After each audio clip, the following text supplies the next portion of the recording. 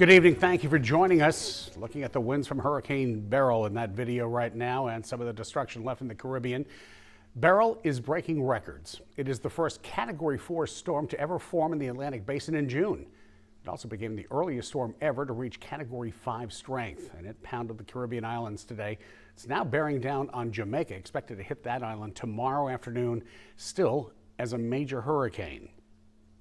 It's a 4 now, with the 10 o'clock advisories just in, and this thing is still packing a big punch. It really is. It looks a little different on imagery. I'll show you in a second. But as you look at some of the hurricane hunter shots from inside the eye, it's just really brilliant and just incredibly impressive. And these hunters, they literally fly through the eye, through the hurricane, and get data that helps to determine what's going on with it, you know, dynamics of it and where it's going. It helps with some of the model data. That info gets fed right into it, you know, not only through the worst part of the storm, but also they fly around it, getting, you know, other measurements and things. So those are some of the images, just incredible. We showed you the eye last night where it was really impressive. Yeah, they have these scientific markers they look for in the eye wall that can determine how quickly it's going to intensify.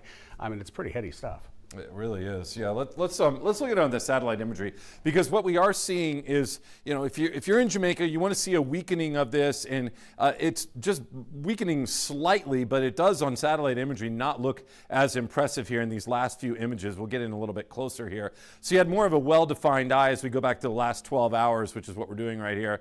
Better eye there, and then it's still a very powerful hurricane, but this is just headed right toward Jamaica.